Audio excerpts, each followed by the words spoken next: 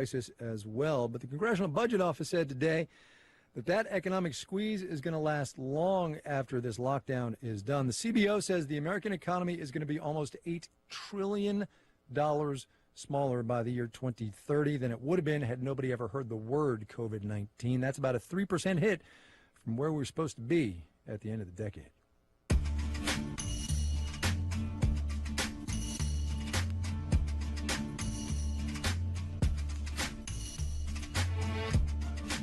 Marketplace is supported by the Financial Times, exploring how crises make reputations and helping to navigate the new.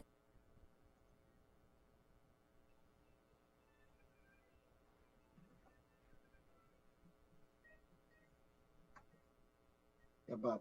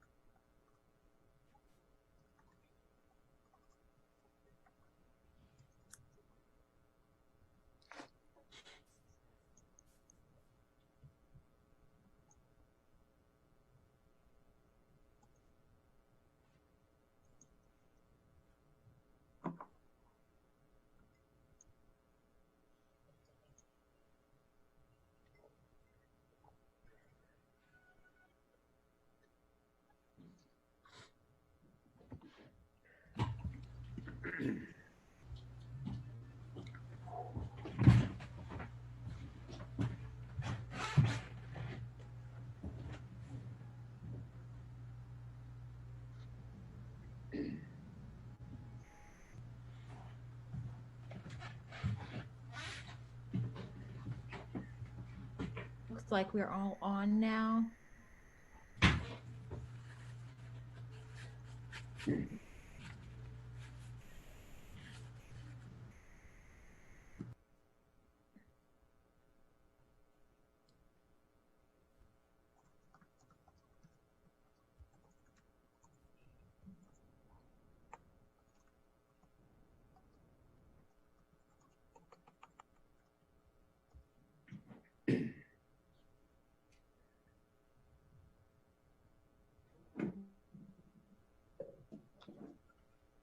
Okay, is everyone ready to get started?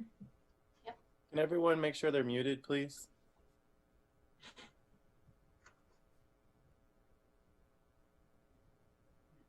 Okay.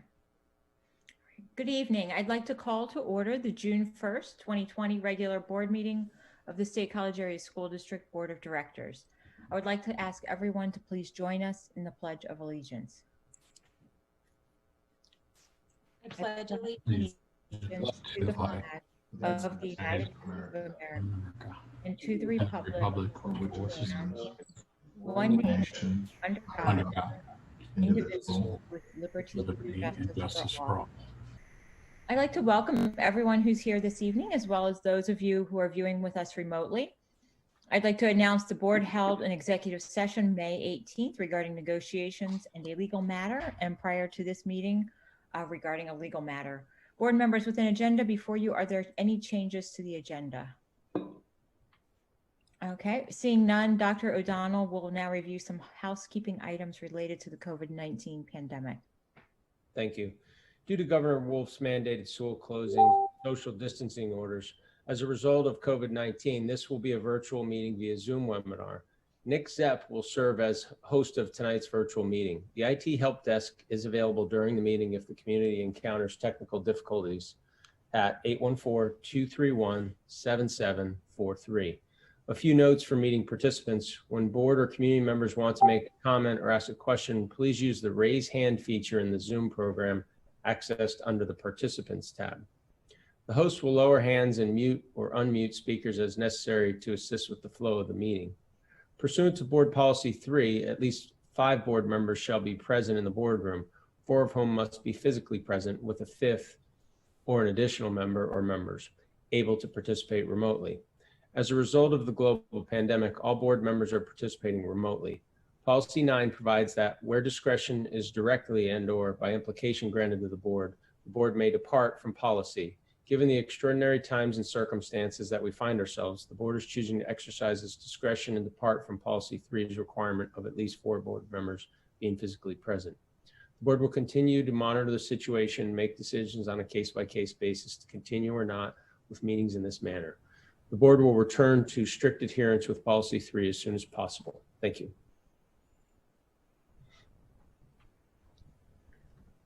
I needed to unmute. Thank you. At this time, I'd like to call on our board secretary for a roll call of board members. Dr. Bader, Yes. Ms. Bedell, Here. Ms. Brandt, Here. Ms. Concepcion, Here. Dr. Duffy, Here. Mr. Fozard, Here. Mr. Hutchinson, Here. Mr. Leos, Here. Ms. Zidney. Here. Okay, thank you. At this time, we have time on the agenda for communications. I'd like to call on Dr. O'Donnell for several communications items. Thank you. The SCASD community was deeply saddened to learn that our colleague, Marty McDonough, passed away this morning after her courageous battle with cancer. We lost one of the best in Marty, the epitome of dedication during her 27 years with the school district. She poured her heart into education, both as a teacher at Ferguson Township Elementary, Park Forest Middle School, and Mount Nittany Middle School, and as a professional development associate, a supervisor for professional development school interns from Penn State. More recently, Marty represented our faculty as the State College Area Education Association president, a role in which I was able to work closely with her. This morning, when her husband Nick reached out, he reminded me of the ups and downs Marty and I experienced, as well as our very respectful relationship. Moreover, my wife and I will be forever grateful to Marty for the impact she made as a middle school teacher to 2 of our children. I know we're not the only parents thinking that on this sad day. Marty was State College through and through, raised here, State high grad, 2 Penn State degrees, and maybe that was why she cared so deeply and went the extra mile in her classrooms and in our schools. Marty's legacy will live on through our Education Foundation, which has renamed its annual grants program the Marty Lowry McDonough Class of '87 Student Opportunity Fund and Grants Program in her memory. But in any case, we would have remembered Marty and her love for kids. Many of us can count ourselves truly fortunate to have known Marty as a colleague and a friend. Thank you.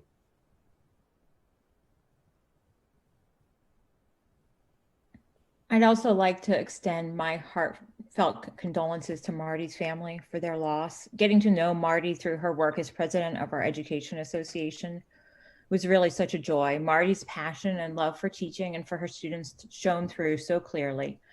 Marty was a brilliant educator, and she was a treasure in our community. Her loss is truly heartbreaking. I'd also like to express my condolences. Like Dr. O'Donnell said, I had 2 kids that had Marty. She was a fabulous teacher, an even better person, and seeing her in the classroom and at church with Nick and her daughters, she will be sorely missed in our lives and in the community. So our condolences go out to her family.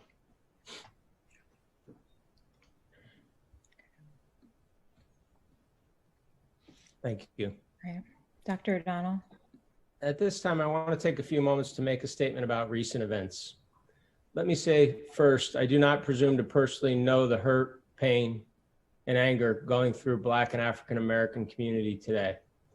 But as a human being, I feel a deep compassion. I share the outrage and grief felt by millions reacting in horror to the latest blows against people of color in our country's sorrowful history of racial injustice. The tragic, senseless deaths of George Floyd, Ahmaud Arbery, and Breonna Taylor remind us once again that we haven't yet made the social institutional changes needed to create a safe society for everyone, especially for Black and African American people. Racism and discrimination affect the experiences of all Black and brown people, including those who are students and families, faculty, staff, and administrators in our district. We understand that the time for apathy, complacency, and silence is over. We stand with and support peaceful protests across the nation and in State College, demonstrations expressing long-held feelings of sadness, fear, anger, and exhaustion. We realize that as a school district, we have a long way to go. We are grateful to our community for continuing to work with us as we aim to do better. As an organization, we commit to continue evaluating our institution, policies, and procedures as we aim to be an active part of the solution. In closing, we stand with our community in asking everyone to peacefully stand up and speak out against acts of bias, hate, racism, and discrimination. We must work together to make the world we hope for a reality. Thank you. Thank you, Dr. O'Donnell. Our board is committed to the work of building an inclusive and affirming community for all of our families. The events of this past week, compounded by a long history of injustices, have been traumatic for many in our community, and the senseless deaths of George Floyd and far too many other people of color due to racist and violent actions have a particularly heartbreaking impact on families of color. We stand with you in your grief. We have a great deal of work to do in our own community, and the process of changing our system will not be easy or without mistakes. We continue to be committed to open communication and dialogue as a community about these issues, as well as to anti-racist education in our schools. I'd like to echo Dr. O'Donnell's statement and urge our community to stand up against acts of bias, hate, racism, and discrimination. We're all collectively mourning today. We're committed to educating students to be advocates in their communities, and we are hopeful that we can work together to make our community a place in which all individuals feel welcome. Dr. O'Donnell, are there any other communication items from the district? Yes, I just had two final items. This Friday, we will be premiering our virtual music showcase. Over the last several weeks, we have gathered performances from some of the most talented musicians throughout our district and pieced them together into one incredible show. Our presentation features 70 acts with more than 100 performers. The musicians highlighted are our students, faculty, and staff members, as well as some surprise guests representing every school throughout our district.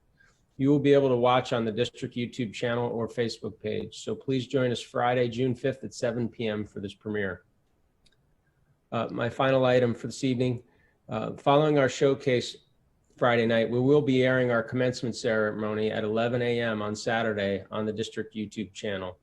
While we're all disappointed that we can't have an in-person graduation this year, we hope that our community can join us to celebrate the class of 2020 through our virtual commencement. Congratulations to all the members of the class of 2020. Board members, communication items. Jim? Just wanted to say that as a father of a 2020 graduate, I very much appreciated last Wednesday's senior parade. I'd like to thank all the staff, faculty, administration, and my fellow board members for making that happen. That was a really special event. Gretchen? Yeah, thank you. I just wanted to share something, my thoughts about what Dr. O'Donnell and Ms. Concepcion have already spoken about. We have not experienced the likes of the current state of race relations since Rodney King. What is happening around the country and here is historic. Too many people of color are killed by police, and it no longer is happening somewhere else. It happens all over, and it happened here in State College. Whether it's because we are socially isolating, or because it hit home here, we are all now aware of the burden that people of color go through on a daily basis that white people never experience. As a member of the SCASD School Board, I feel the need to say to people of color, we are with you and you are not alone. You have our support and we have your back.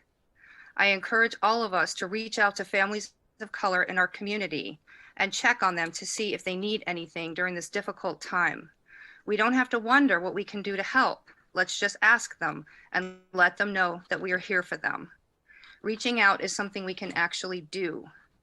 They have had enough talk and have heard it all before.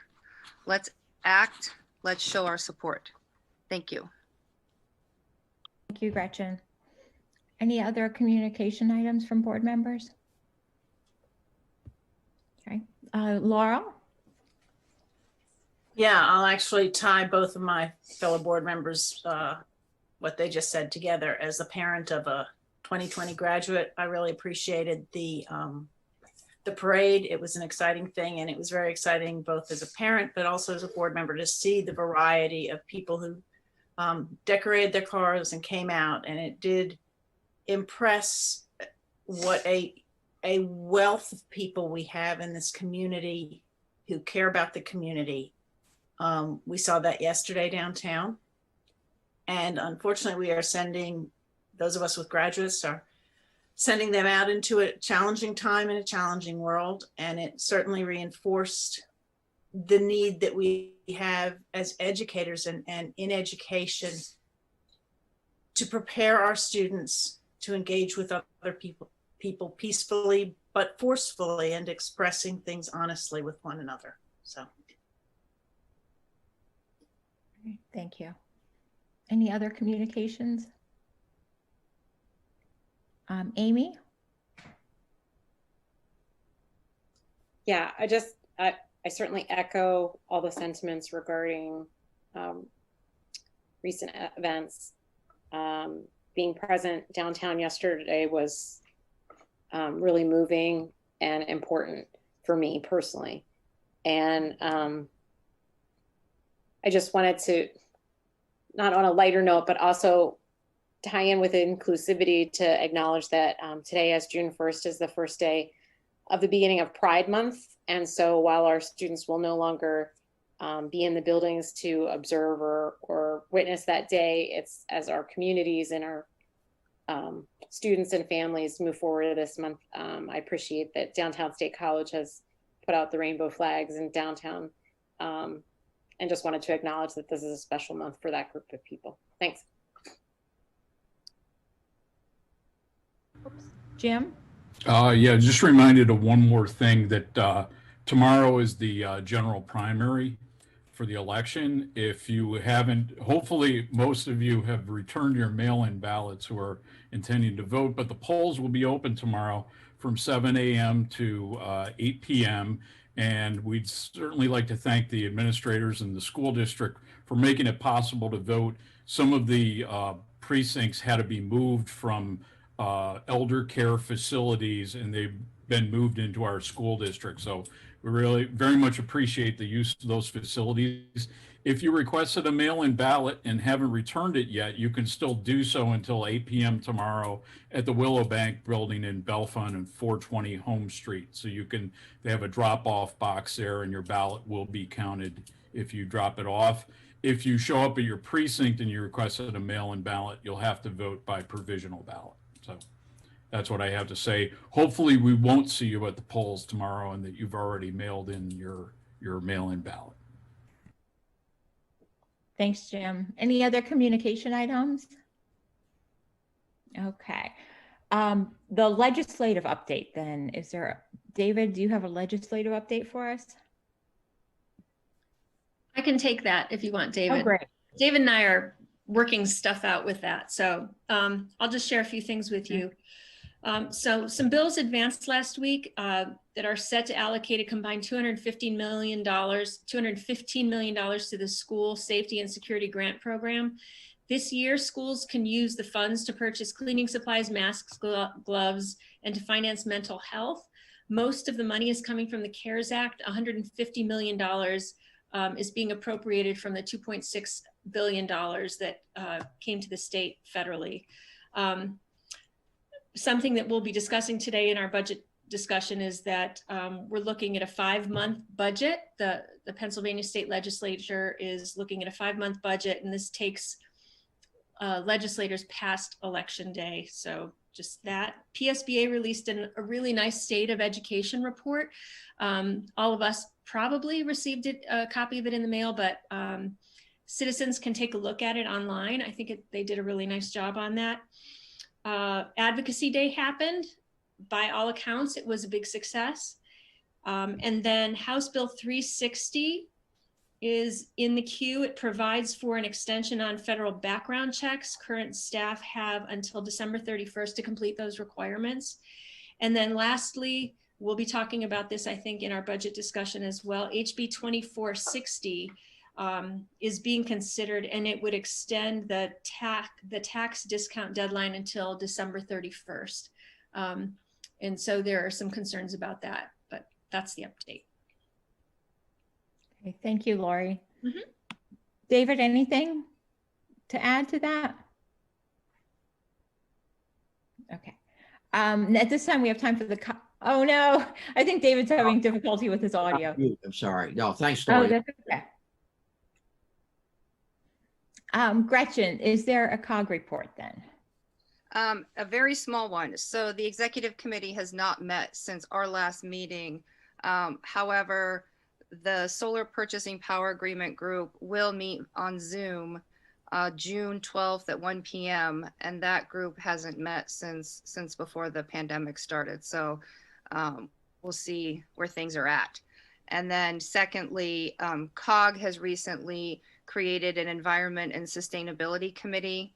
And it's my understanding that the school district will be invited to have representation on that committee. And so those are the COG updates. Thanks. Thank you. Okay. Then if there are no other communications items, we'll move on to public comment.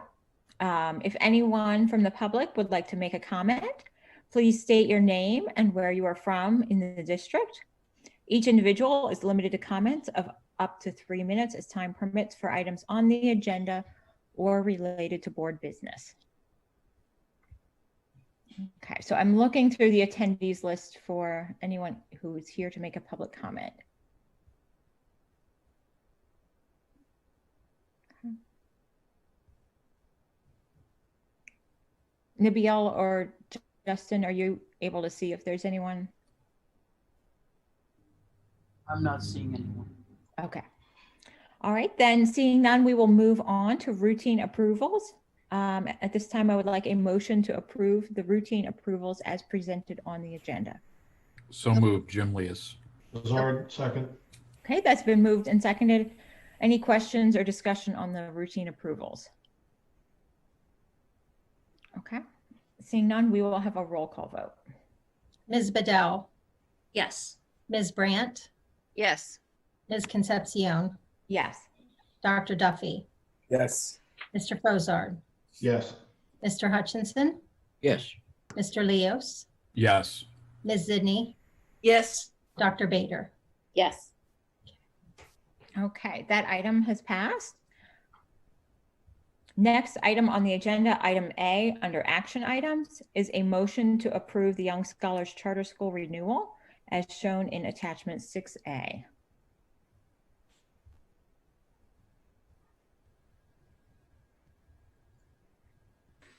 So moved, Bader. Leas, second. Okay, that has been moved and seconded. Is there any comments or discussion on this item?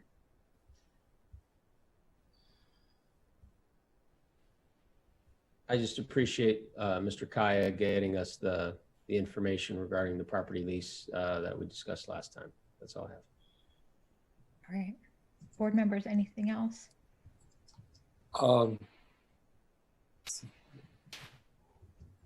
Yeah, this is a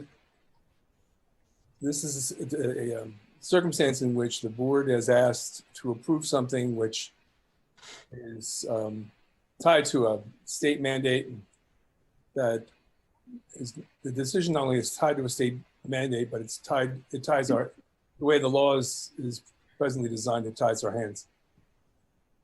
The legislature, the General Assembly, has not looked at the charter school law since it was first passed more than 20 years ago. And that's an enormous amount of time which has passed, during which many other considerations that have come into play and that have become everyday part of public education, including the No Child Left Behind Act, including the increase in emphasis on evidence-based practices, including the Act 1 requirement that limits our capacity to basically create revenue for our schools. There's a whole series, whole shopping list, if you will, of changes and hopefully improvements that have occurred. And meanwhile, that law sits waiting to be revised. This charter school law needs reform, plain and simple. And as it stands, the absence of leadership on the part of the General Assembly, and you know, the governor, present governor, has been making an attempt to try to move things along. This is really a substandard approach to doing things.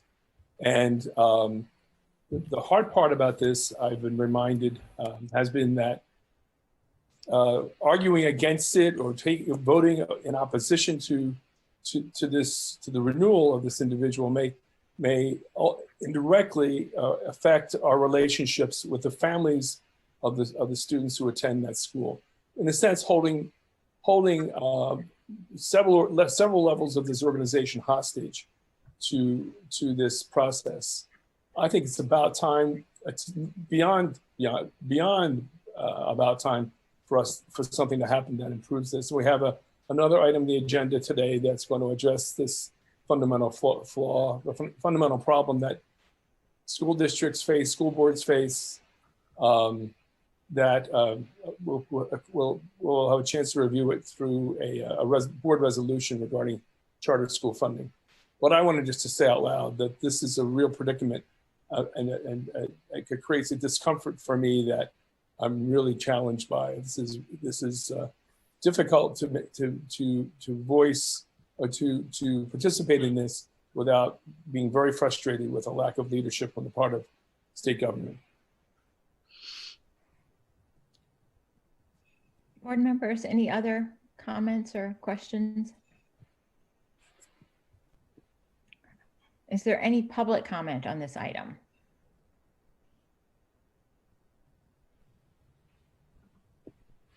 Okay.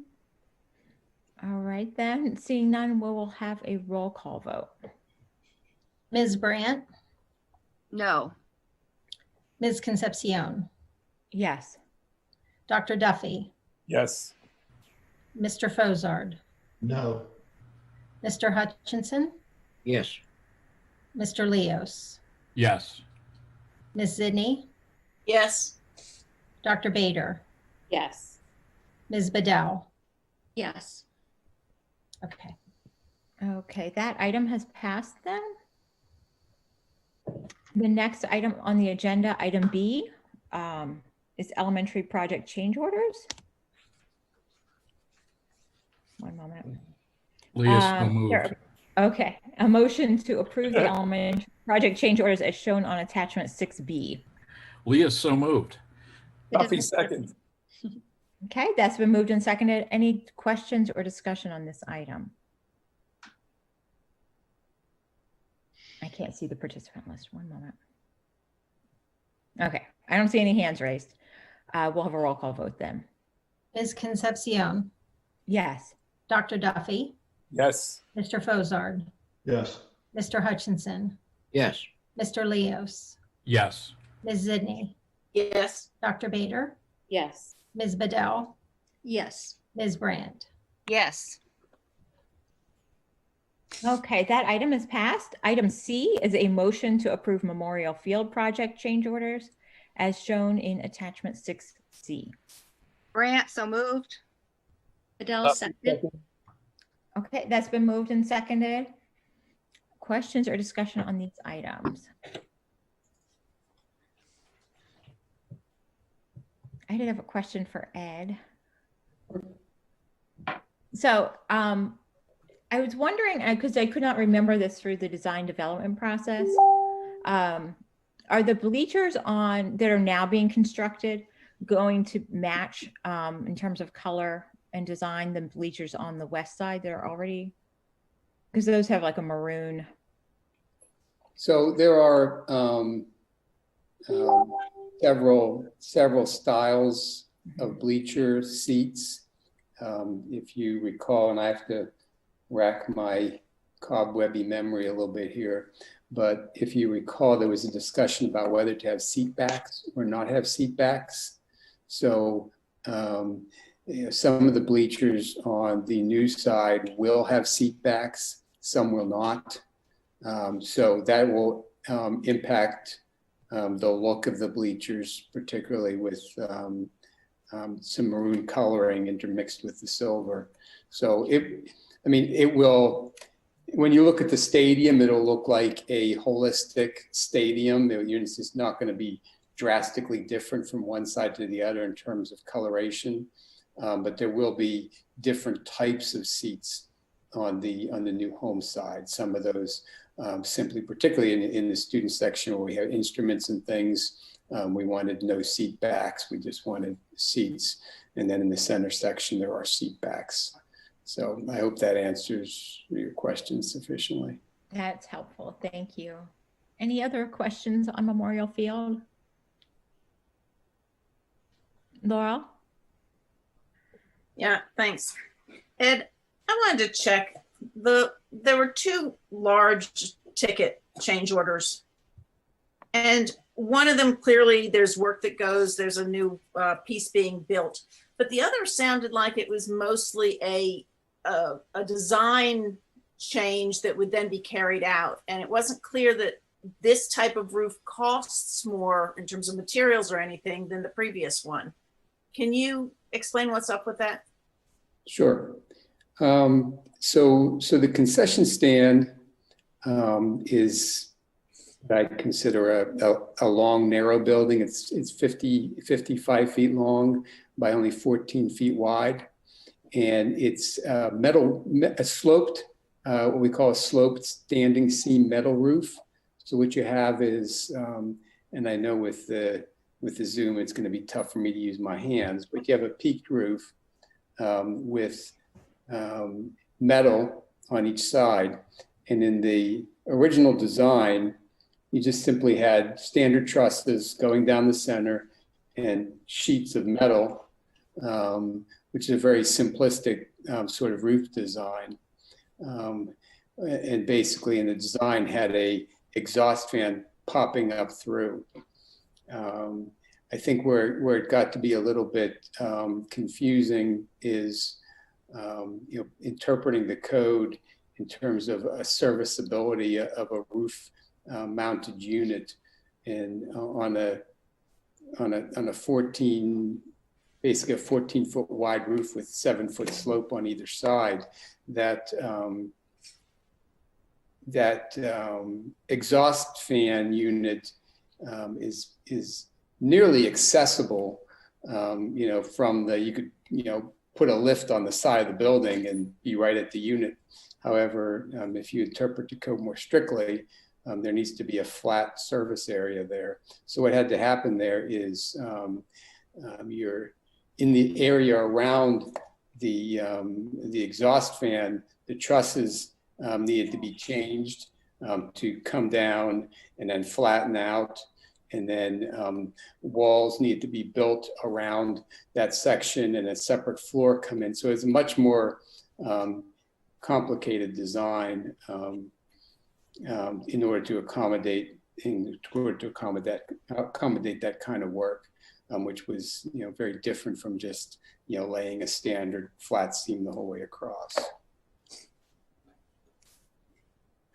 I guess what I'm looking at is that change orders to me, if they're things that actually cost more, so that these design changes would have affected how people bid the project, because they know, okay, I'm doing a more complicated thing. It's going to cost me more to build, so I'm going to charge more in the original bid.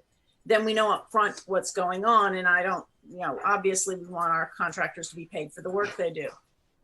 It's when we see these things that are sort of, well, it's code, that to me, that's the expertise that we ask of the architects, that they design the right things in.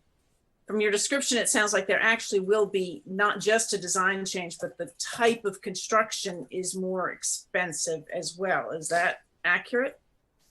I think it's, there's more involved work in the area of the fan than would be anticipated. So the roof stays the same. It's simply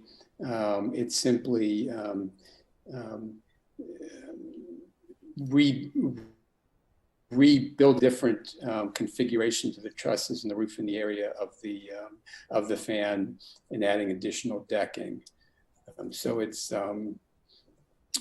almost similar to what I mean, if you look around at different fast food restaurants, you'll see that sometimes they build a fake sloped roof and then have a flat roof behind it. We're almost doing something like that, but it's different because of the very narrow width of it. Made it a little unusual in terms of how this was interpreted.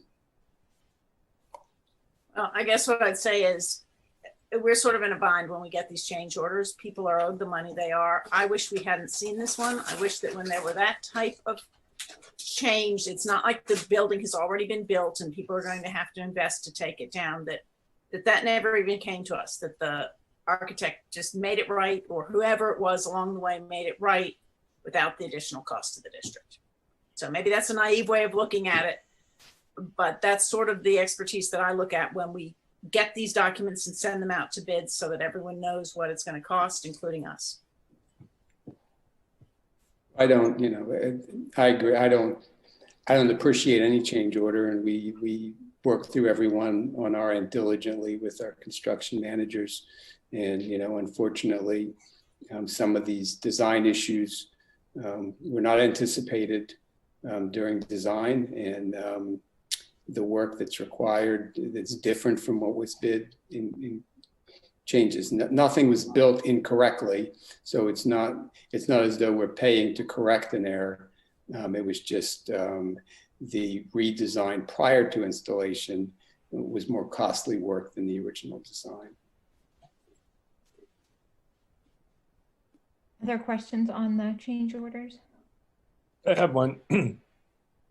Okay. So in a sense, it's similar to Laurel's in that it relates to the to the fact that sometimes things come up unexpectedly, but given the fact that we were building a portion of the whole stadium project on top of a almost 100-year-old building in terms of the foundation, that we can almost expect that there would be some hiccups with that. Ed, could you explain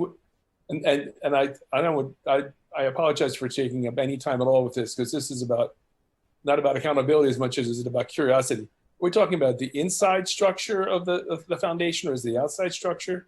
And is it about the alignment of the foundation stones so that the cap can be applied evenly? I mean, what is the nature of that change order, GC7? Okay, yeah. Gee, that's what I was just going to clarify. You were asking about GC7. Yes, so this is where we, if you recall, decided to retain the basement structure and basically build new on top of the basement. So we retained existing stone walls, which were built in the early part of the previous century, which are good stone. I mean, stone is stone and lasts forever. However, the building methods of the time weren't quite as sophisticated as they are today. And, stone walls of that type, were basically laid up in the field, and the craftsmen of the day weren't going from plans. They were grabbing rocks and fitting them into spots and mortaring them into place. And that wall served the field well, and it will continue to serve the field well. The one issue we ran into is upon removing the existing building, which was sitting on top of those walls, the original stone wall below became very uneven and irregular. And the spec work to add a cap to compensate for that anticipated irregularity was not enough to overcome the amount of irregularity. So some additional work was required to build up some of the top of the existing stone wall to accommodate that finished cap. So there was anticipated that those stone walls would need a cap. It was just additional work based on removing the building. You know, the top of that wall was embedded into the old building, and the old building was built on top of it. So there was more work involved in rehabbing the top of that wall than was anticipated. Thanks, Ed. Thank you for your time. Thank everybody else too. Thank you. Okay. Any other questions or comments? Any public comment? Okay, then we will have a roll call on this item. Dr. Duffy, Yes. Mr. Fozard, Yes. Mr. Hutchinson, Yes. Mr. Leos, Yes. Ms. Zidney, Yes. Dr. Bader, Yes. Ms. Bedell, Yes. Ms. Brandt, Yes. Ms. Concepcion. Yes. Okay, so that item has passed. The next item on the agenda, item D, is a motion to approve Memorial Field signage. This is shown in attachment 6D. Jim Leas, so moved. Bader, second. Okay, that's been moved and seconded. Any questions or discussion on this item? I think we're at a point where we're able to move on getting this particular signage installed, so the timing of this works out with where we are with the project, right, Ed? Yep, we're hoping that this will coincide with the final construction of that area and be able to be integrated into the construction calendar as it exists. Sounds good. All right, then if there's no comments or discussion, any public comment? Okay, then we'll have a roll call. Mr. Fozard, Yes. Mr. Hutchinson, Yes. Mr. Leos, Yes. Ms. Zidney, Yes. Dr. Bader, Yes. Ms. Bedell, Yes. Ms. Brandt, Yes. Ms. Concepcion, Yes. Dr. Duffy. Yes. Okay, that item has passed. We're obviously very grateful to Galen for that gift. I know we did that before, but doesn't hurt to say that again. Exactly. Yep. Yeah, really an amazing contribution to our community. Item E is a motion to approve a board resolution on charter school funding, and this is shown in attachment 6E. Dell, so moved. Duffy, second. Okay, that's been moved and seconded. Are there any comments or discussion on this item? Lori?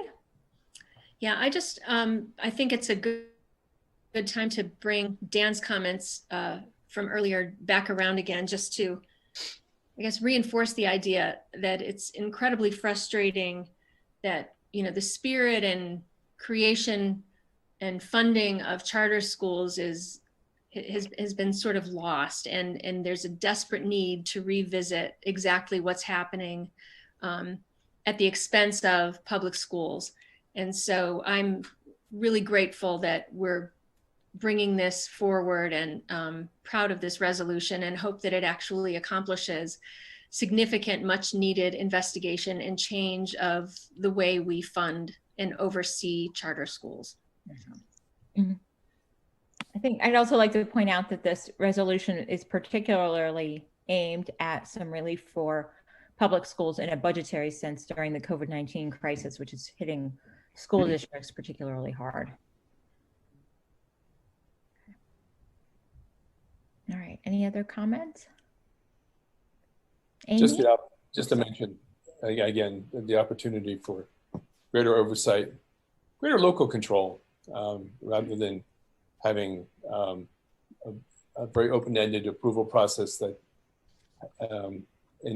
through which local school districts have so little authority. I wouldn't want that particular item to be the basis upon which legislation would stand or fall. I'm very happy for other systems that would increase accountability and oversight, but we need change. Amy? Yeah, thanks. So as Ms. Concepcion already stated, some of what's in this resolution is specifically geared for immediate relief due to COVID. And as other people have commented, we've had ongoing challenges as a result of inequities in the charter school law and problems that have existed for a long period of time. So while I want the public to understand that this is important in the immediacy, it also behooves our community to continue to become educated on why the charter school laws need reform, specifically in regards to the funding formulas. For a variety of things. In particular, I feel like the special ed funding formulas are really challenging and are unfair to both students and both charters and districts. So this isn't a once and done. So I just ask the community to not only read this resolution and take it into account and consider talking to your legislators about it, but also do ongoing work in educating yourself on this issue and why it needs reform. So thanks so much. Thank you. Any other comments? Okay. I appreciate the board for working through this, especially at this time.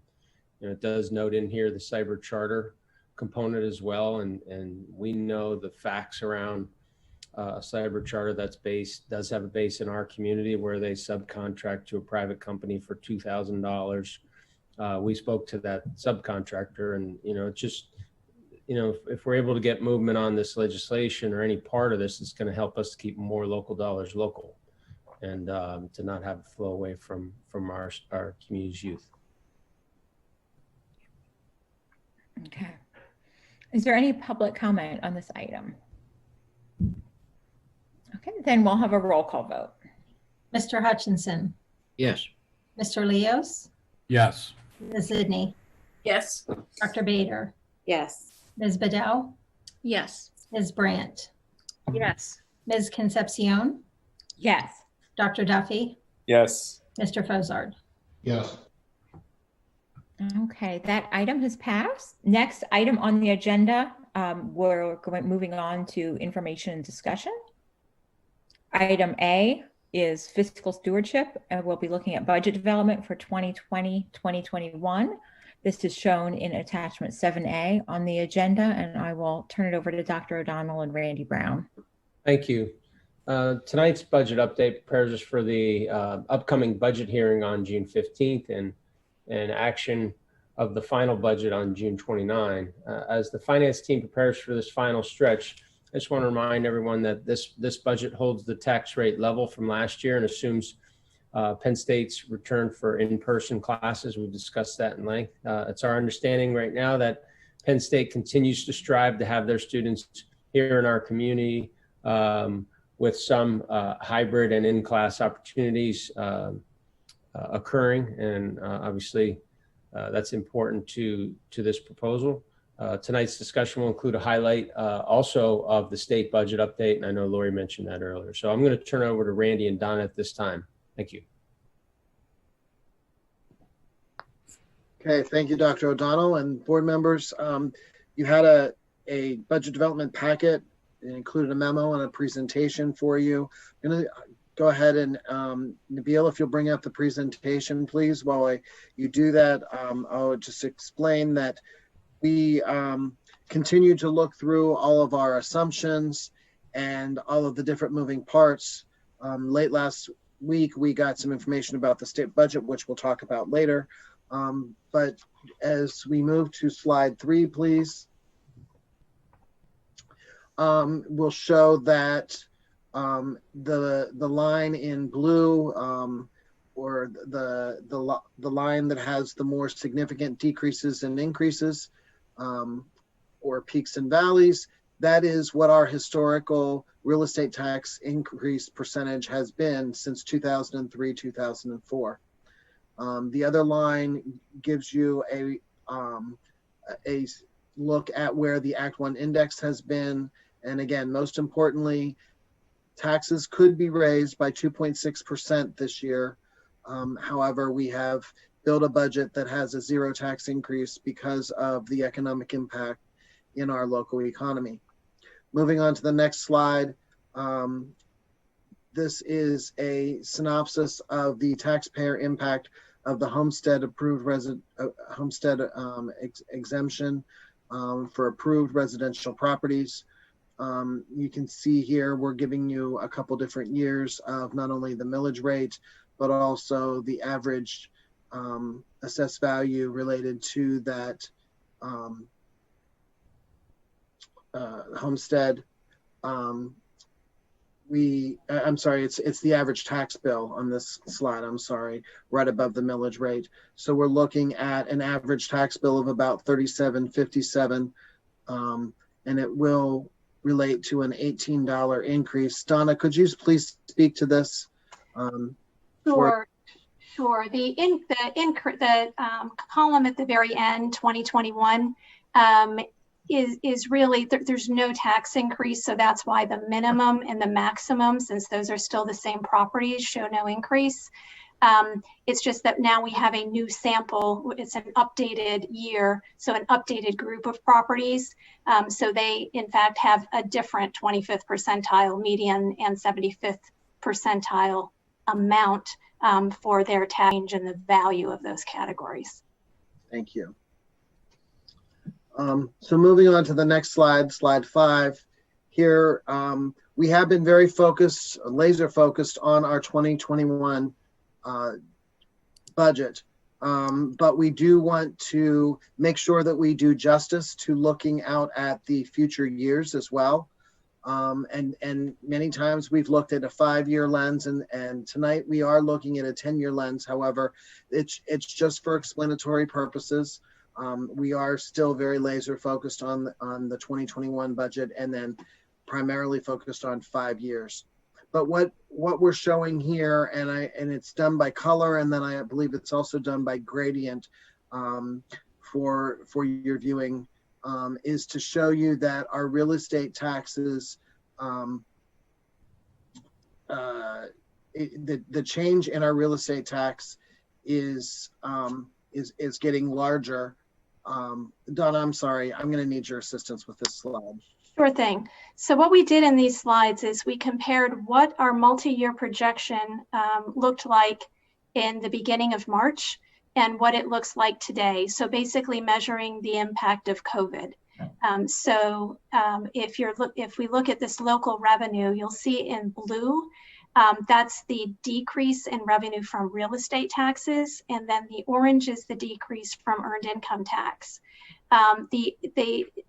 We're used to looking at graphs that go up, and because we're experiencing decreases this year, they're a little bit different to look at. So the bars are what's happening in each individual year compared to now. So for instance, in 2021, our revenue is down. I'm gonna look at mine because that's small. Our revenue is down by approximately $9 million compared to when we did this in March. So each individual bar shows how we compare to each individual year compared to March. The line is the cumulative effect. And so this is showing that as we accumulate over the 10-year period, how much we've decreased local revenue, it accumulates to almost $90 million. Thank you, Donna. I just needed to get reacclimated.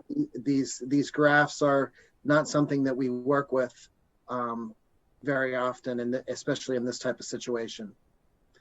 Before I move on, because we have a couple graphs that look like this, does anybody have any questions?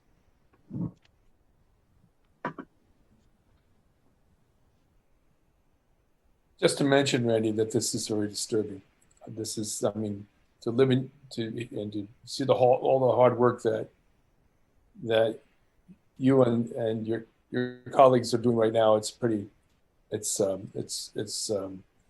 really shows the challenges that you're going through to try to, one, see what our baseline is like, and to reflect on and provide us with guidance and in terms of the hard decisions that we might have to make. Thank you.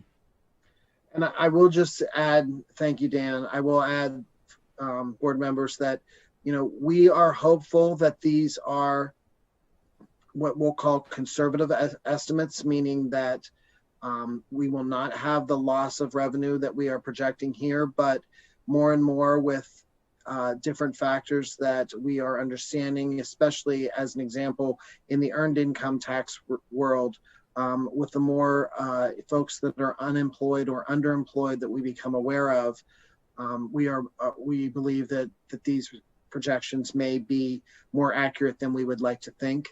And related to that, the more buildings, more businesses that close, that has not only an an earned income impact, but it also has a real estate tax impact as well.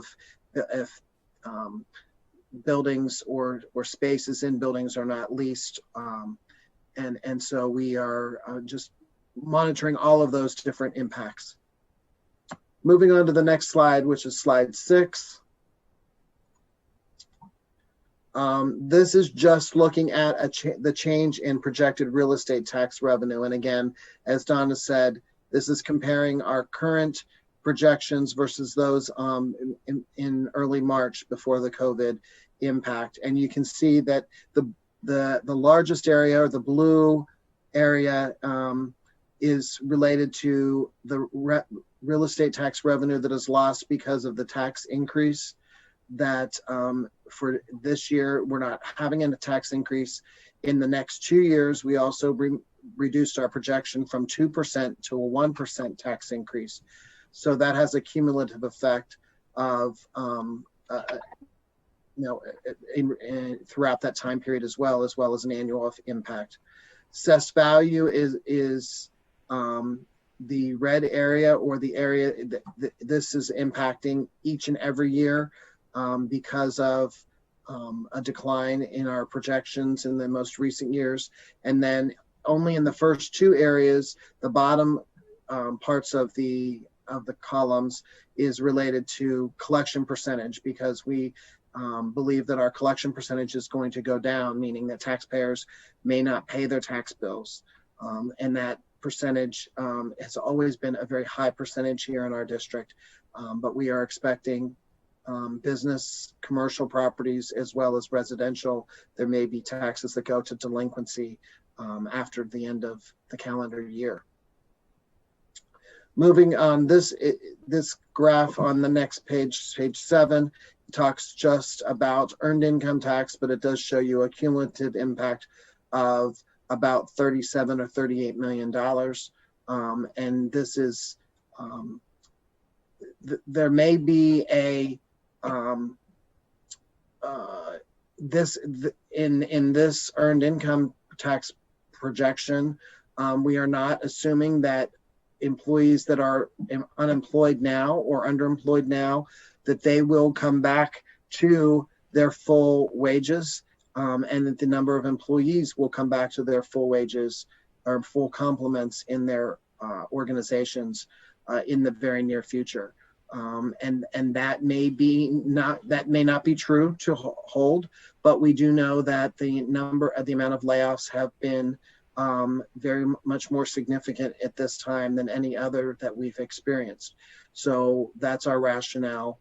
And so what we're trying to paint here for a picture for you is that this period of unemployment, this period of concern about real estate tax from an assessed value and a collection, and also an increase, a percentage increase lower than what we had projected. They have not only immediate but also long-term impacts, and we will do our best to continue to monitor.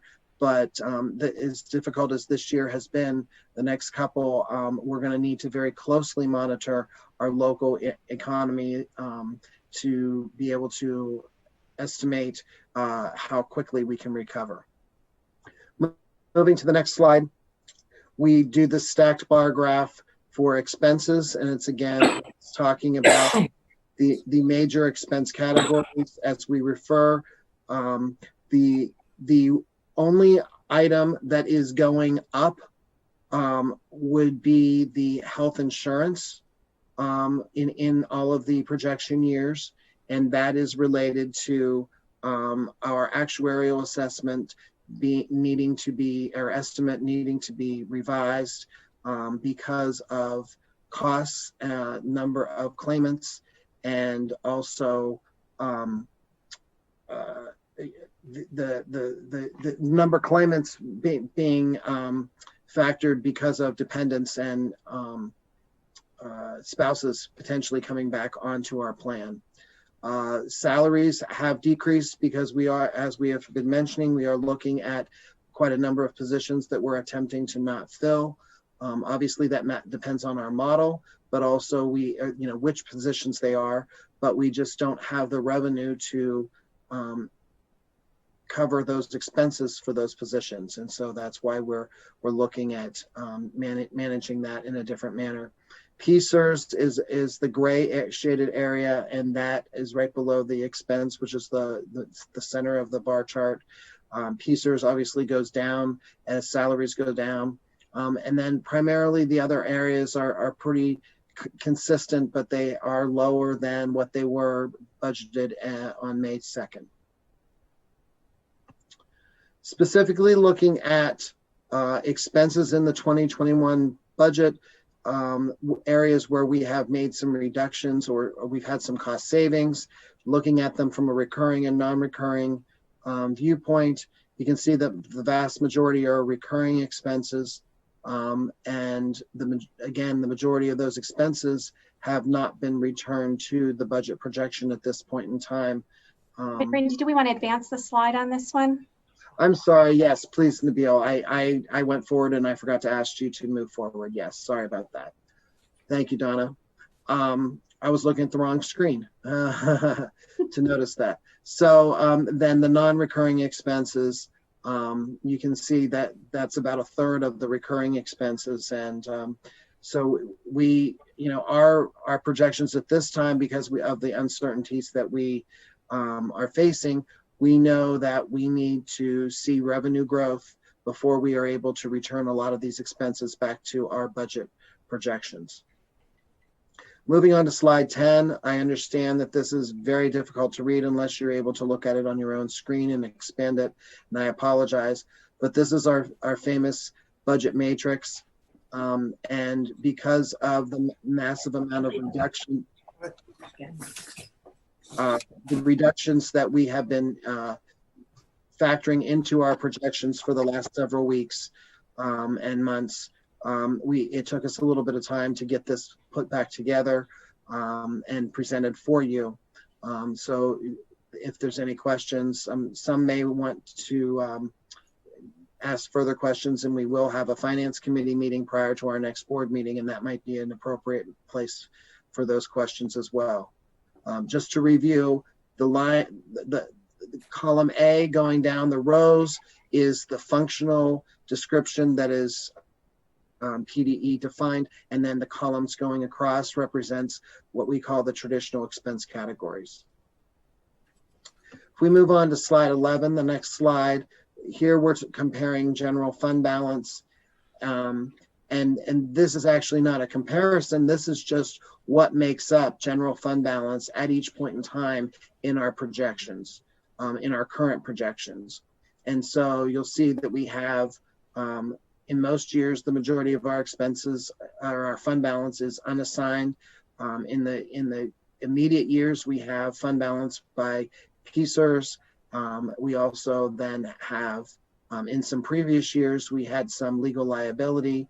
And then in the current year, 1920, and then the next 2 years, we'll have some what we've called COVID, which would be another form of, we would probably make a designation for that as an assigned fund balance, because we'd be looking at going above our cap of 8% in the unassigned, but that would be for general and operating expenses, as we know that, or as we expect our revenues to be lower than our expenses. Moving on to slide 12. Donna, would you, you're much more well-versed in the homestead farmstead, so if you could take this for us, please. Sure, and actually the details we've provided on this time were because of the fact that, I don't know if you probably read about the fact that the homestead farmstead funds that were originally certified on April 15th by the budget secretary of $621,000, then was what was learned just a couple of weeks ago was that in fact the certified amount was not available, and the estimated amount of the recertified, potentially recertified amount was going to be 55% lower than what had been certified. Luckily, there was funding that the state came through with. It was you can move ahead, Neil. Sure, yeah. It was that there is CARES Act funding that we understand is going to fill the gap. So the amount that we've calculated of about $110 per parcel can remain. We were concerned because it was going to be about a $60 per parcel increase had these additional funds not been presented to make this whole. So we were very concerned over the past couple of weeks about this one, but luckily at the end of last week it came through. We haven't gotten the final letter yet showing that all funds are available, but we are anticipating receipt of that. So we'll bring the homestead farmstead resolution to you next meeting after we make sure that the dollars are indeed fully there. Okay, so if you move on to the next slide, and Donna, go ahead, and again, you know these details for the state budget very well, so I'd like you to speak to that. Sure. So as you know, the budget is as you probably know, as Lori mentioned, the state budget does include a 5-month component. Luckily, the education, K through K-12 education part of it is for 12 months. So from what we understand, most of the state budget line items for our district will be level funded compared to last year. Compared to this year, I'm sorry. And some of the details of the formula for basic education and special education, for instance, special ed is, for instance, a complex formula, and it takes into consideration enrollments in different schools. They're not even changing that. They're keeping the calculation exactly the same, because since they're not increasing the funding at all, those school districts that had, for instance, lower enrollments could have been negatively impacted. So everyone is being funded exactly as this year. That small $35,000 for special ed. Special ed has a lot of different factors so you don't really know what you're getting for special ed till the end of the year. What that might mean by that dollar amount is we might actually have a little bit more in this year then too. So I don't think that's actually an increase. It's based on the funding. It's based on the final calculation. We also understand that there's some additional school safety grant funds coming our way. In the notice that we got, there was $121,000 plus an additional amount is the amount that was published. We are still working on confirming the estimated dollar amount that we're going to be receiving for that, but so we will have a report for you at Finance Committee. So that some of the numbers we're seeing are a little bit larger than that. So we'll research that more, and that is in addition to the CARES Act funding that we learned about a few weeks ago. So our district is getting $600,000 in CARES Act funding that we're working on actually the application for that currently, and that's another $600,000. So the good news is that where we have a gap to fill, you know, where we have our revenue going down a lot and we've reduced expenses. We're going to have a little bit more from the state that will help to cover items that are needed for, you know, cleaning and everything else that's going to be planned throughout the summer, so that we'll be using less. So in addition to our contingency, we'll have a little bit more money from the state. Okay, thank you, Donna. We'll move on to slide 15. We're going to talk about House Bill 2460. Again, that was mentioned earlier. We hope, at least Donna and I hope, that not that we don't want to give some relief to some of our taxpayers, but some of the components of this House bill is could be very problematic for the district. It addresses discount and penalty periods for real estate. It proposed an extension of the discount period by 30 days. It proposes 6 months at face value with no penalty. And if there are unpaid balances at December 31, 2020, then we would need to produce an additional bill potentially to provide for a full 6 months to pay without penalty. I don't want to get into a lot of details, but quite honestly, this gives us a lot of heartache because we already have extended our budget approval with you to the very end of June, not knowing what the state budget would be, not knowing what if we needed any additional time for the to understand the economic impact here locally. So we believe, you know, we aren't going to be able to start printing bills until sometime after July 1, which is when they are normally in taxpayers' hands. So we believe that, you know, so we're already delaying a month. And so that does cause us a little bit of problems there. You can move on to slide 16. What does House Bill 2460 mean in some of our tax bill components? Well, we are looking at a discount period right now of August 1st to September 30th. Under 2460, it would need to be extended to October 31st. The face value currently we're looking at October 1 to November 30th. Under House Bill 2460, it would be November 1 to December 31st. And the penalty period would be November 16th through December 31st. Wouldn't that be November 30th, Donna? I'm so sorry. Yes, it would be. It would be December 1st through December 31st. Sorry about that. But 2460 would not allow for a penalty period. Again, the concern is not necessarily that we're unable to collect those penalties. It's the cash flow issue, right? That if there's no incentive to pay on time, then we could have a cash flow concern. Correct. The longer you pull out any of those periods, then it becomes a cash flow period. That is correct. And the penalties that are incurred is about $200,000 district wide. And then also, like I said, if we need to go back and do a new bill at December 31st for those folks, when we normally are turning the delinquent bill accounts over to the county on December 31st, that's just another step in our process. And we think some confusion for taxpayers because we would have to issue those bills before the end of the month. And then so someone might get a bill saying they still owe a balance even though they paid it at the end of December. So we think a lot of confusion for taxpayers, perhaps. Right. You can move on to the next slide. So our real estate tax bills, we're looking at a projected bill date of August 1, proposed installment dates of September 1, due dates of September 1, November 1, and December 1. We are able to have a 4 installment payment plan.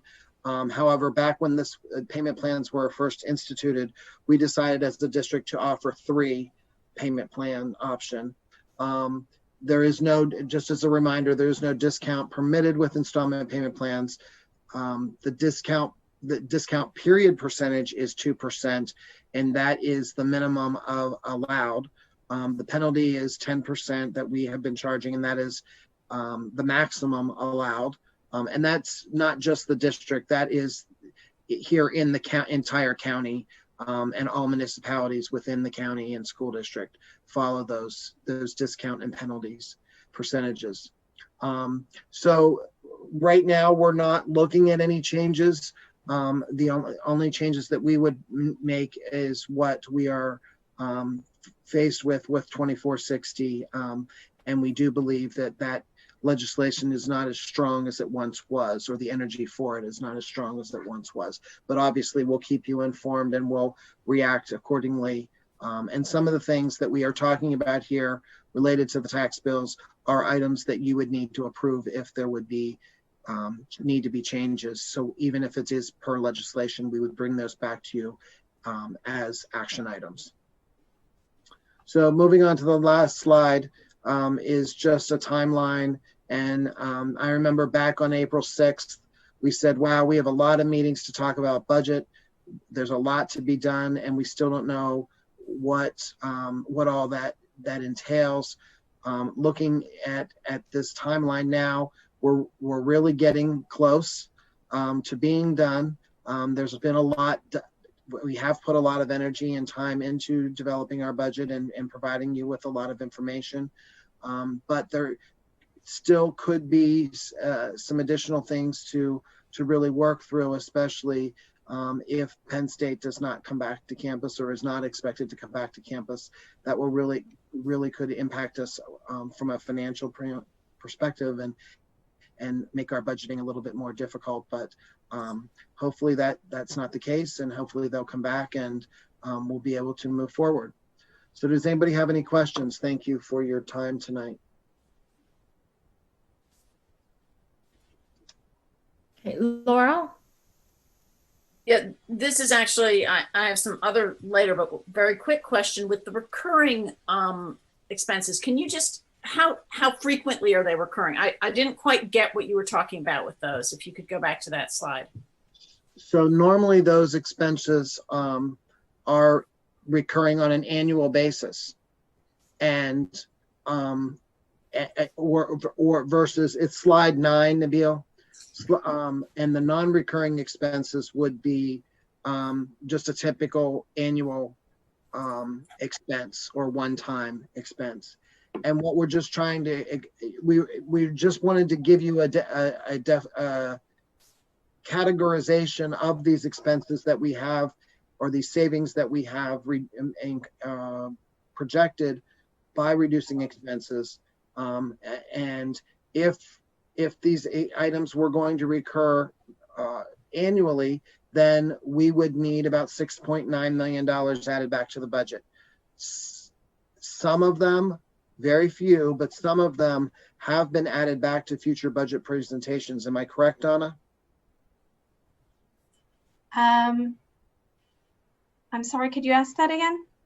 Very few of these expenses have been added back into future budget projections. Is that correct?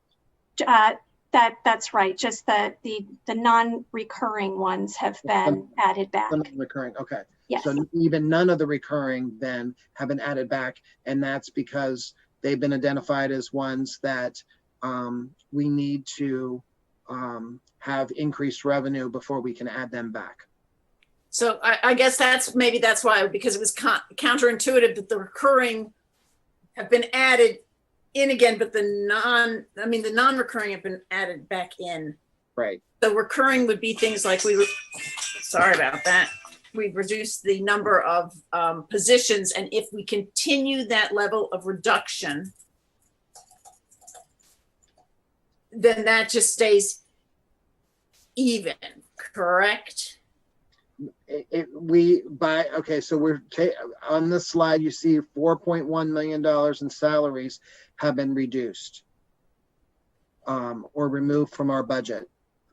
That is, those are primarily related to positions, not all, but primarily related to positions, and those positions have not been added back into future year projections. Okay, but then on the things that are considered non-recurring, salaries and supplies and equipment, that's things that we're deciding we're not going to do next year, but we are planning to get the level back up in the following years. Is that correct? Correct.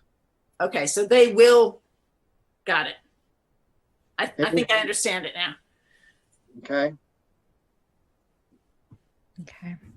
Other board member questions?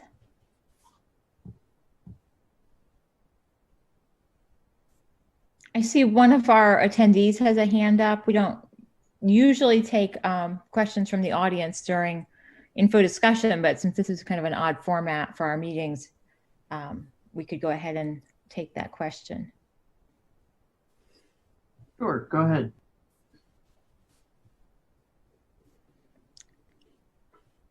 Hi, Mignon Vath. You had a question regarding the budget presentation? Nick, I believe that person's muted now.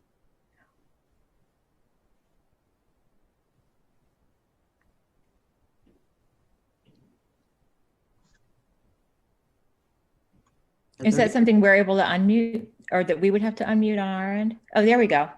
I apologize. I don't know how that happened. I'm just listening in. So if there's any way that you can permanently mute me. Oh, no worries. So you didn't mean to raise your hand to ask a question? No, I apologize. Oh, I'm sorry. I just want to make sure we didn't miss your question while we were going through this. Okay. Thank you very much for your attention. Okay, board members, any other questions? Laurel. It's not so much, I'm not sure what our format is. It's hard to make the eye contact, but whether we'll have some discussion as well as, I don't have a specific question, but we'll be going around for discussion as opposed to specific questions. I'm done with my presentation. Okay. All right. Laurel, did you want to kick that off then? Sure, I can. Lower the hands lower.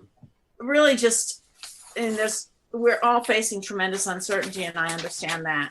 The challenge I'm finding is that as we keep getting these refinements, and yet it's very hard from the information I've seen to really have a sense of what they mean. And especially as we move forward, and at some point we have to move from monitoring to actually making some very challenging decisions. And I know that for myself, I will need more information, because if we just say, well, we've decided that we can manage with this, we don't like it, but we can manage with, say, rehiring this number of people or making do with this.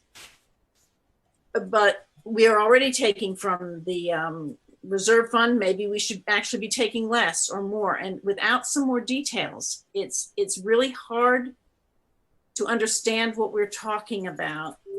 And I realize a lot of that is that no one knows yet, because there are a lot of decisions to be made. But I have a sense of that it's really just all numbers on a page without any sense of what it means. So I can vote for it, but I really don't have the information that I think people might assume that I have in deciding, okay, this is a budget we can live with. Laurel, is your concern partly is it in that being sure that you understand the impact? Mm-hmm. And the choices that go into that impact. I mean, we had an example, say, with the people who spoke with us about IB last time. That was one thing that was an impact, that was one type of an impact. We could make decisions about class sizes. We could make decisions about any number of things. And it's all the impact of these decisions. The impact if we decide not to buy textbooks versus to buy textbooks, and not knowing what's behind some of the numbers. I think the position, I mean, really the only pieces that are still remaining are positions, and we're saying we can fill approximately 10 out of the 30 open professional positions. And we'll talk about that once we understand our ed model. I don't think we need to get into that right now, because we don't know what we're looking at for the fall. Currently, the things we're doing with positions is looking around at ways we're able to cover openings so that students aren't going to have less of an experience. For example, our curriculum director's principal at Radio Park. We're looking at if we prioritize instructional roles over another administrative role, we'll look at other experienced administrators in a way to cover another opening we have on the administrative team before we would say fill that role versus a teacher role. Where obviously we want to prioritize all the teaching roles that we can that pertain to programs. So to go through and make those decisions right now before we understand if we can even return physically to schools, I think we'd be jumping the gun. Plus, we really need to understand Penn State's situation, Laurel. I mean, everybody knows that, you know, once they make their decision, then we have a better sense of resources here. So we wouldn't be asking you to make an approval. Obviously, depending on which way they go, this could change. But then from there, we'll talk about programs and positions. And obviously, we want to understand our ed model for the fall. And will the governor, we haven't even gotten the guidelines from the state yet.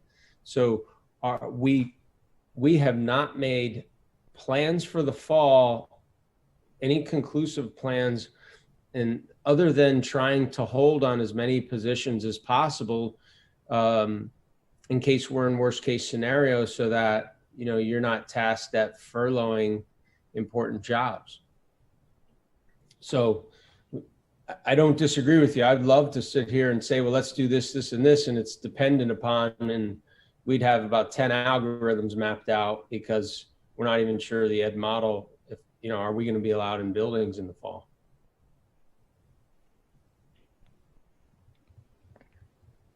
Other questions? Lori? Just a comment for clarification or a question for clarification. The IB program wasn't necessarily tied to funding, right? It was really about the class size, right? So it's kind of a separate issue. Is that right? For the most part, there will be some IB courses that will run if this plan that we're currently looking at plays out. There'll still be some IB classes, but yes, when it comes to staffing all of those sections for the kids going into 11th grade with only 13 students that have applied, and that's not for every one of the classes. So some of the classes are lower than that. So to say, hey, let's staff a particular class when it's going to have a negative impact on, say, other math classes or other science classes, that's what it really impacts. We needed kids to shift to the program because when we started up IB, we didn't say we were going to hire a bunch of new positions for it.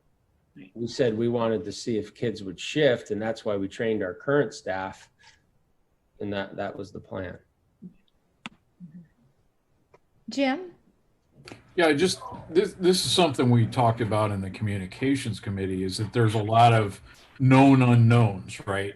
We know that our revenue will be different. We know that it'll be different because of earned income. We know that it'll be different because of real estate collections or maybe real estate delinquency. What we don't know is what those amounts are, and we won't know, you know, for certain until we talk about the fall. We talk about, you know, the implications of Penn State returning students in the fall, and you know, merchants opening, that now we're going into the green phase. So there's a lot of unknowns, but we know where they are. And I think Randy, you and Donna and the rest of the staff have done a pretty good job making, you know, sort of living with these assumptions, and the graphs are very good. I mean, I think they really hit home when you said that, you know, we're not used to things going down, and that certainly has been the case, you know, for most of my time on this board, and so I appreciate what you've done, and I appreciate, we have to acknowledge where there's uncertainty, and I think you've done that a good job with that, also noting that, okay, these are the possibilities, and if we err, as you said, on the conservative side, you know, if things turn out to be better, all the better for us. So thank you for the work you've done. And you know, all I can say is we just have to acknowledge what we don't know, because we don't know. And that's why we put off the budget hearing, and that's why we put off the vote on the final budget, because we just don't know some of these these things right. Normally, by now, most of our assumptions are set in stone in terms of what's going on in the budget. This is not that year. So I appreciate the work you've done, and we just have to acknowledge the uncertainty. Thank you. Thanks, Jim. Any other board comments or questions? I do have a quick question, and it has to do with the grants that we're anticipating. I saw there was a safety grant that is coming our way, and there may be others. And what I'm wondering about it doesn't have an answer. Just a general answer might be helpful. How many of those grants, or to what extent, do you feel that you'll be bound in terms of the services and programs to which they need those monies need to be dedicated, and to what extent would there be some flexibility in applying our use of the grant money where we have locally determined needs through which we can use some of the funds anyway to support our programs? So Dan, I can answer your question with yes. And what I mean by that is we're looking at a minimum of $120,000 for school safety. In the past couple of years, we've had dollars dedicated to school safety, and we've been able to this year's grant we are using for so to pay for part of the social worker, so we can bring that position on full time. There's also been other mental health or counseling functions. There was opportunity for some training. There was also some opportunity for some equipment and supplies. In the 2020-2021 budget, we know that number is increasing more than 120,000. It could be as much as $500,000. We need to understand that further before we announce that and we plan for that. But we also know that bucket of money, those grants, is also going to be increased to cover some of our expenses that you may call COVID, or we may call them our new normal, where we need more equipment to check temperatures, where we need to need new or different equipment to do cleaning in a different way. So there is some flexibility there, but there is also some structure. Is that helpful? So both, yeah. Essentially. Got it. All right, thank you. And we'll be bringing you back more of that information. That's in the budget that's on the governor's desk, or the fiscal bill, the code bill that's on the governor's desk, that at least at this time, I'm not aware that he has signed it, but I believe that he will. So I think that the numbers are getting to be pretty firm and committed, but we need to understand more details before we can share that with you. Thanks, Randy. Jim? You're muted, Jim. Yeah, sorry about that. I was just trying to unmute myself. Okay. Just a reminder in terms of timeline is that the Finance and Audit Committee meets on the 11th, and then our hearing's on the 15th, and then we actually vote for it on the 27th. Is that 29th? Or I'm sorry, 29th. That's right. Correct. Okay, thank you. Oh, there it is. Thank you. Yep.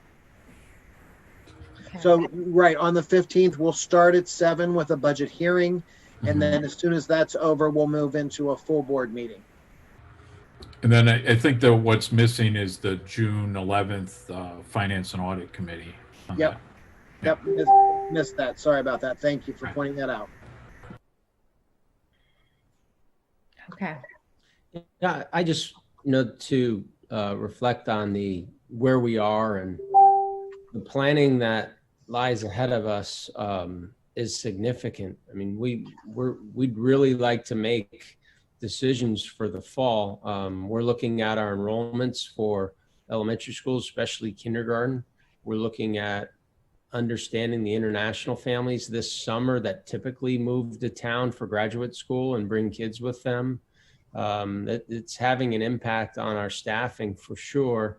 And we want to make sure as we prepare for the fall, especially knowing that we're going to have to make an option for a fully remote or virtual option to families for immune system issues, or just because they don't feel safe enough yet, and how we're going to staff that as well. Obviously, our plans are to staff it within the budget that you approve.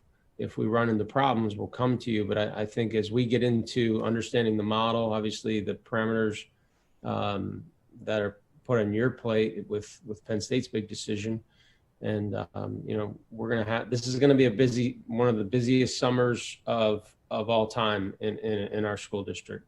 No question about it. I wish we could put this decision off until the end of August, because we'd really know mostly what we would know in a typical year. But unfortunately, we're not able to do that. So to Laurel's questions earlier, I don't disagree. We don't have all the information either.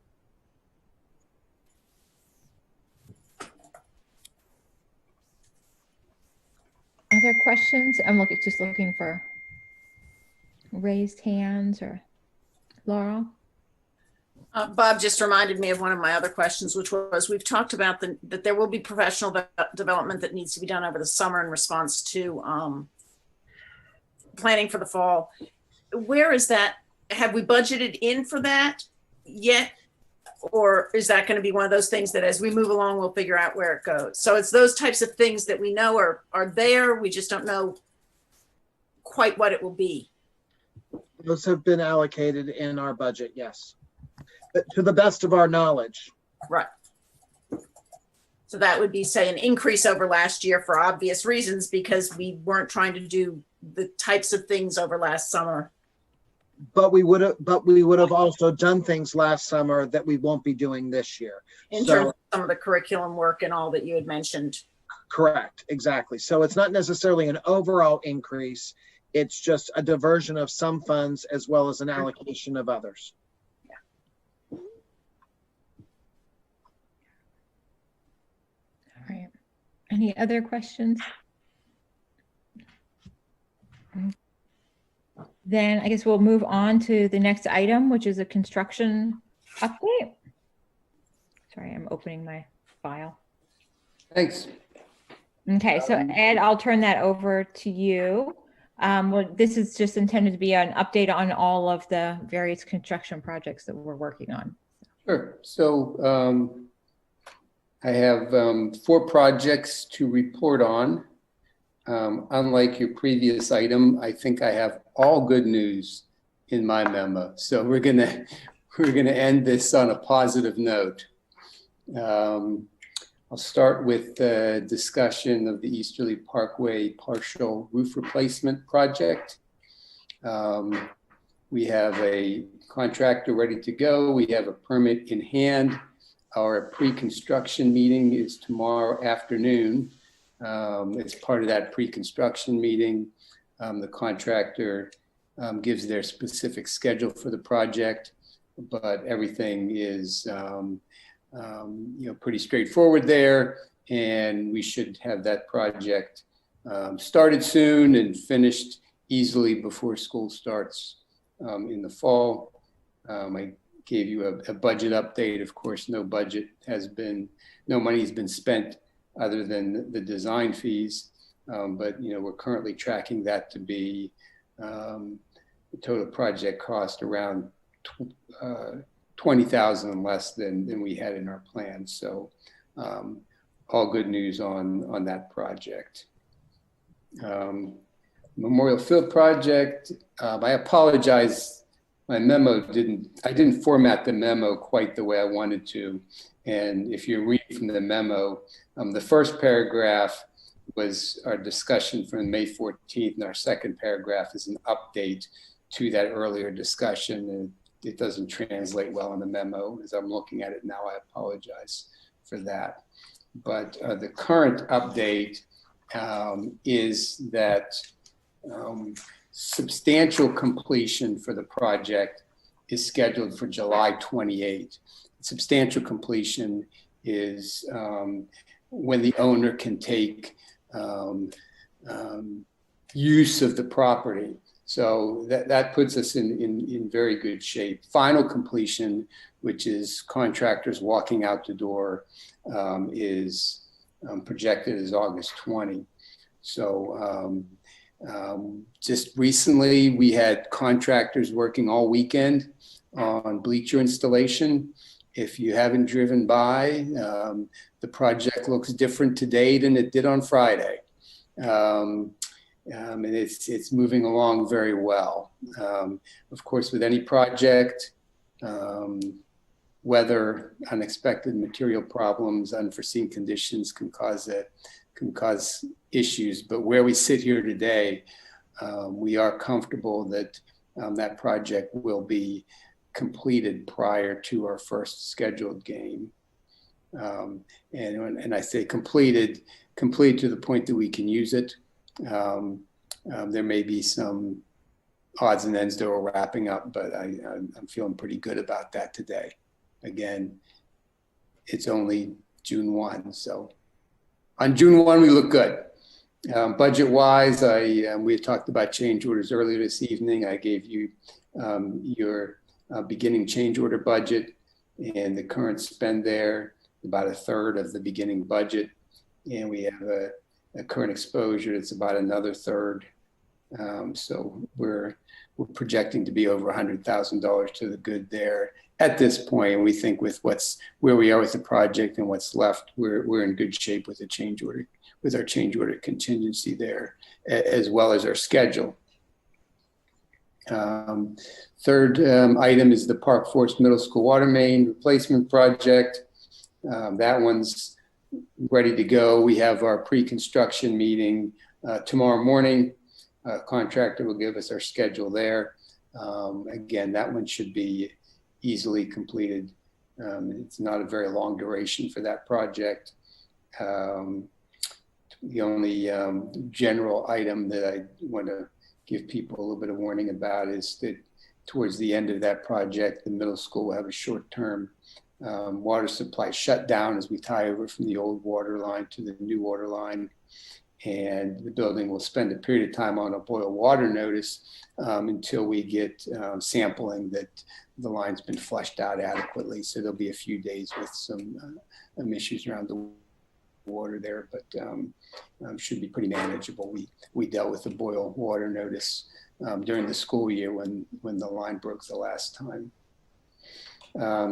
Finally, looking at the playground projects at Coral Street, Radio Park, and Spring Creek. Since the writing of the memo late last week, we got our zoning permit for the Spring Creek Elementary School, and the contractor is planning to begin some mobilization and earthwork on that project this week. I know we had early on, with school being closed, kind of tossed out the idea that maybe we'd get an early jump on it. That's not the case. However, we've got our regular schedule on hand, which is starting now. The contractor will be working. They have assured us that they have the manpower. You know, again, everything in construction is tied to the weather, but they have assured us that they have the manpower and the ability to complete these things, all three projects, prior to the start of school. We feel comfortable with how this is laying out.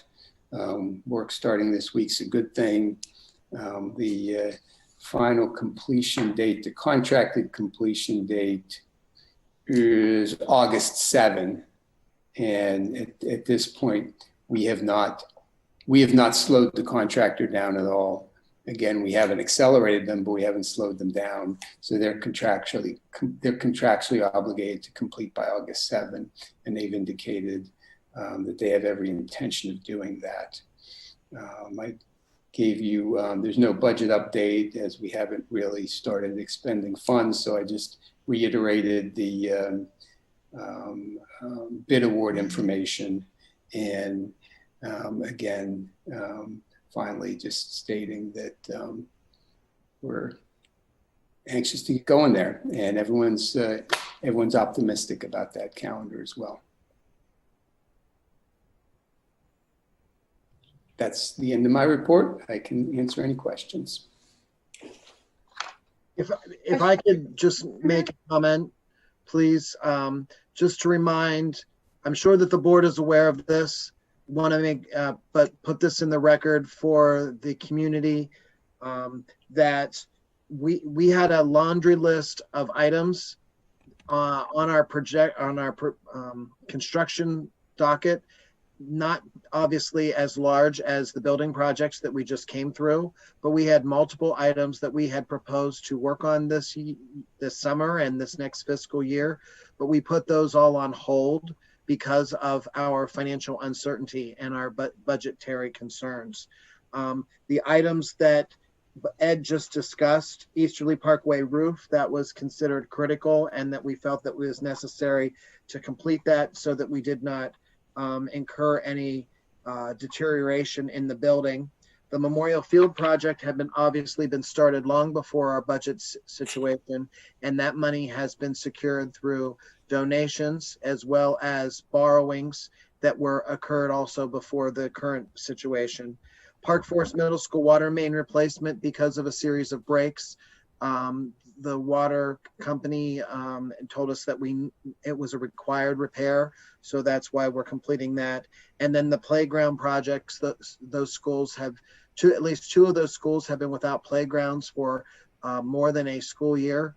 And also the equipment was purchased before this situation, our current situation, and also the monies had been borrowed to pay for those as well. So I just wanted to review that. I know that may be repetitive and I apologize for that, but I think that it's helpful to get that out into the community as we've received some feedback from people that weren't necessarily aware of that or didn't remember hearing those things. And we as an administration will continue to do our best to reiterate that rationale. But we do have many projects that we've put on hold that weren't as necessary and or hadn't been funded through borrowings.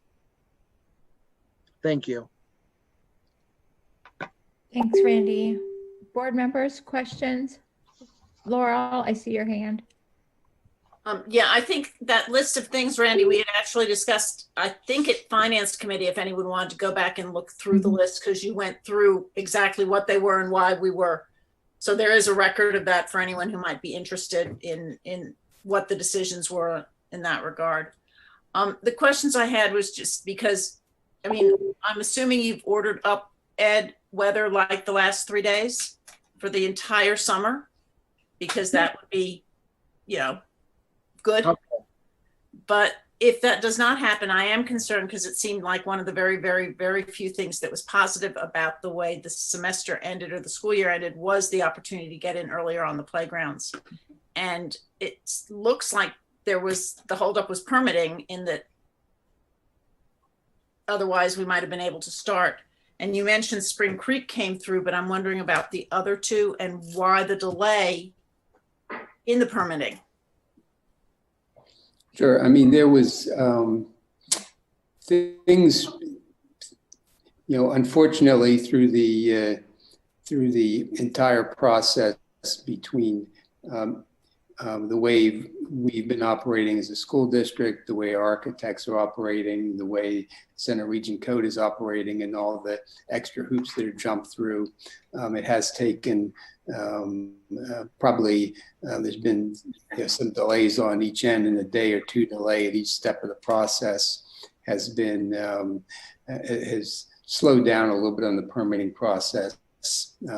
Center Region Code wasn't taking applications during the red phase. They didn't open up they didn't accept any new applications until we hit the yellow phase. There was some issues with the timeliness on, you know, we didn't get it to them on the day of the yellow phase. So there was a few day delay. Well, between Metcalf and the school district, we were pulling final things together to get in on the yellow phase. I know there was a period of time where Center Region Code was quarantining their mail. They weren't opening packages for 3 days, and I'm not sure if that's still the case, but just a lot of miscellaneous things that, you know, we probably, had this been a normal year, I feel like we would have had permits in hand a week or two ago, but it's just a combination of issues between all three entities. We're still trying to wrap this up, but I'm very confident that permitting will not cause a delay in the project. I think we're good to go. You know, the way this project's laid out and the way the team on the contractor end is set to go, I'm, you know, as comfortable as you can be for the start of a project. Do you have a date for the Radio Parker Coral, or they're just in the pipeline at this point? Yeah, I don't. Okay.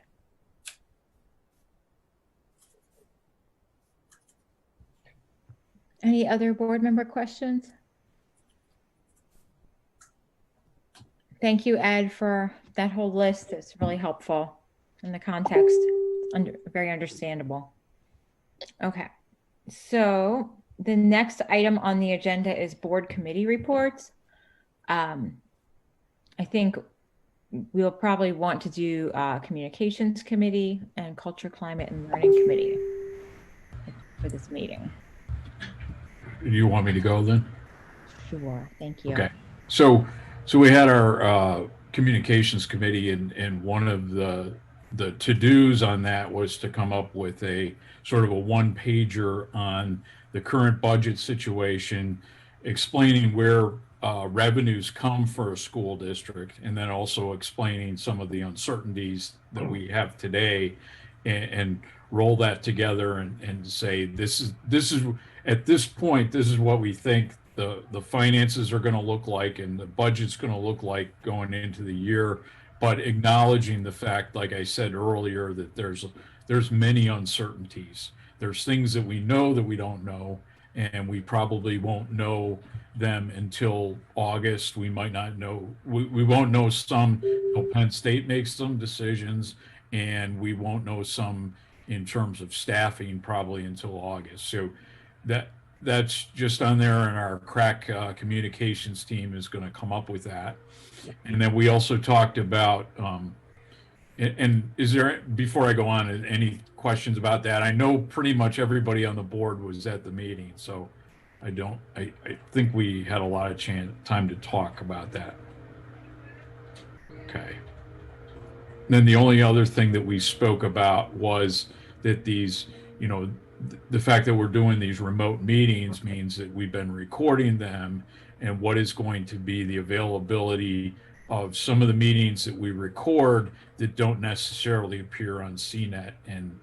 And I think by then some of the board members have dropped off, so the directions are to talk to board leadership, Amy and Amber, in terms of what your feelings would be regarding that. But one of the things that we mostly agreed on is that it's not going to be retrospective. So anything that's already happened, people were speaking under the assumption that those videos were not public, and so anything retrospective would probably leave the way it is. But going forward, you know, particularly in this time of remote meetings, you know, what do we want to do in terms of procedure? And so I don't know, Amber or Amy, if you've received any feedback other than some of the. I didn't get, I only had feedback from a few people, so I don't know that it was necessarily indicative of the whole board sense of how the direction people wanted to go in. You know, we discussed some of the pros and cons of whether or not those committee meeting recordings should be posted, but I certainly only heard from a few people. So I guess I would probably, to be able to give an answer, I would probably need to hear from everyone before I had a sense of the whole. All right, that's all I had. Jim, didn't we also talk about at that meeting, which has since happened, the video that Randy and Bob and Jean did, which I think was excellent. Thank you guys for doing it. I wanted to mention it because I think it is available for people. And I think we had talked about that at the meeting as a way of communicating. We did, yeah. Yeah, I think we had, go ahead, Bob. we had just asked board members to sort of assess, what they're seeing and just communication wise. And I think, obviously we walked away with some feedback, and we also in communicating with the staff too, and obviously the people, we interact with in the community. I think all of us collectively agreed it was time to just give an update as to where we are and where we're not. And, some of the things we were able to answer and some of the things we didn't. And, obviously we think we're going to need to be circling back with both employees and families, I think before the end of June, and communicating again, whether it's in that format or not. Some people, we did the video format, which was new, just to do something a little different rather than just an email. Some people liked it. Some people like the bulleted emails. So I'm sure we'll have to circle back and reassess as we get through later in this month. And, I think each through the summer, we're going to need to do something like that to make sure we're updating everybody. And then when we go to share options with families, we're going to need to move rather quickly so that we can staff the options that they desire.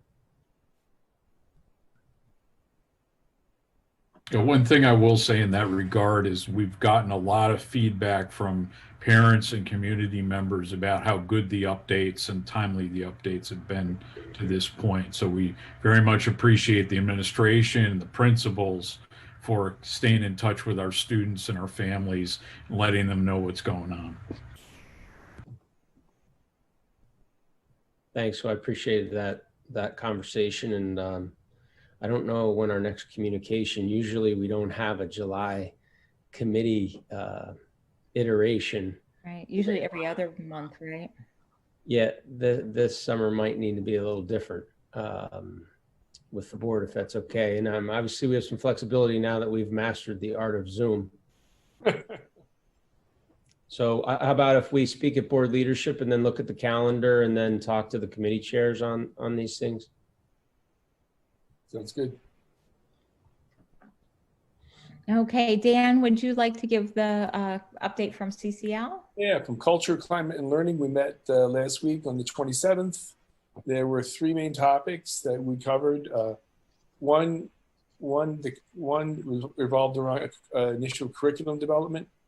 There was a proposal that we would move back to a remote learning platform called Edgenuity from a service that's been provided through the intermediate unit called Ceola. And the fundamental difference between Edgenuity and Ceola has to do with their complexity and basically the numbers of different platforms and different basically systems that students are required to acclimate to engage in remote learning or cyber learning, however you wish to describe it. That Ceola was basically more complicated, had difficulties with registering students. It had costs were unpredictable, as opposed to Edgenuity, which was fairly user-friendly and had a predictable cost and had elements to it that were easier to accommodate when you're thinking about a wide range of students with various needs. So the recommendation is to return to using Edgenuity from Ceola in the coming year. The second issue had to do with, or second update had to do with gifted and gifted evaluation. John Klingman gave us led a discussion regarding the developments in the schedule for screening for gifted, potentially gifted students, and a review of some refinements in the evaluation processes used to identify students as being mentally gifted. And essentially, one of the